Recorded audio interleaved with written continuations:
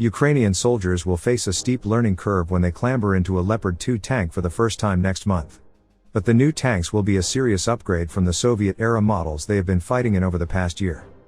It's like you have a car from the 1950s and then you sit in a Porsche, says a person involved in organizing training for Ukrainian troops. The German government's decision this week to send Leopard 2 tanks to Ukraine, and allow other European capitals to do the same, will give the Ukrainian army vital new firepower as it sets out to liberate its country from Russian occupation. With Ukrainian forces having made some decisive advances before winter set in, Kyiv and its allies are now racing to establish the new tank force in time for a possible offensive later this spring. However, it could take several months for the bulk of the force to arrive, and it could be considerably smaller than Kyiv had hoped. Some military analysts fear that Western tanks may not prove to be the game changer that many Ukrainians and their supporters imagined, even if the Ukrainians are talking up the potential. The question is whether 100, 150 is enough. Well, it's enough to make a big difference, says Andrei Zagorodnyuk, a former Ukrainian defense minister.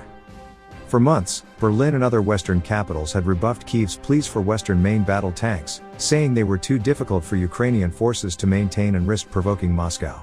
After prevaricating for weeks in the face of mounting pressure from allies, German Chancellor Olaf Scholz acquiesced after securing a U.S. promise to send Kyiv some of its own M1 Abrams tanks. The policy shift was another pivotal moment for Ukraine's allies as they reassess Ukraine's changing military needs and adjust their own calculations about escalatory risk.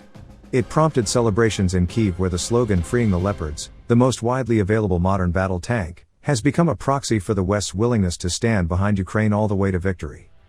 Ukraine says it needs 300 Western heavy tanks to seize back its territories. It needs them fast to conduct a widely expected offensive this spring and to help fend off a possible Russian attack before then. U.S. President Joe Biden laid out the reasons why Ukraine needed modern tanks as he confirmed plans to send 31 M1 Abrams on Wednesday.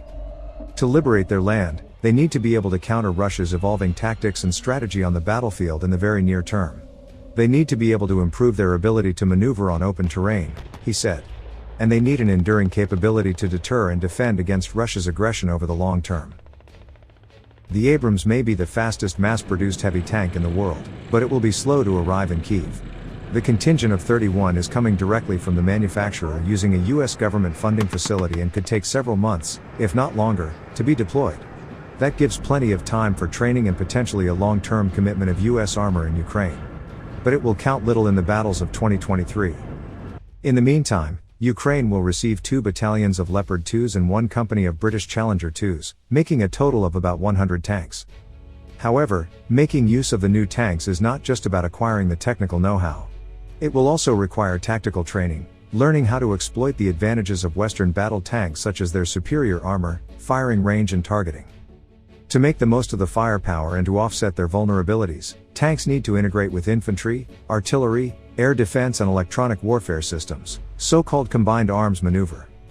Ukraine's allies are not just donating tanks but hundreds of infantry fighting vehicles, self-propelled howitzers and other artillery pieces. This gives Ukraine the opportunity to learn how to integrate all this new equipment into offensive operations, assuming it can spare enough troops from frontline duties. Coordinating donations of tanks, artillery, armored vehicles and the training to combine all three would require a very, very heavy lift by Ukraine and its allies, according to Mark Milley, America's top general. Ukrainian officials have been vocal about their desire to launch a spring offensive while it has momentum and before Russia has a chance to regroup and train the hundreds of thousands of troops it has mobilized. Western officials and many analysts expect Kyiv to try to regain the initiative and exploit the heavy losses that Russian forces appear to have suffered in the fierce battles around Soledar and Bakhmut in eastern Ukraine. However, it is unclear how many casualties Ukrainian forces have also sustained in the fighting around Bakhmut and how many additional troops Kyiv has kept back for a counteroffensive. Military experts contend that for an offensive to succeed, attacking troops need to outnumber defensive ones by 3-1. In some ways the deliveries of Bradleys, or Martyrs or Strykers and those types of infantry fighting vehicles may be even more significant. The upgrade in Ukrainian capability from a Soviet-era armored vehicle to a US-supplied Bradley may be greater than that from a shift from T-72 to Leopard tank. We shouldn't jump to conclusions that tanks by themselves will win this war. But they are an important contribution, and they'll give Ukraine a better chance of success in 2023 and in 2024.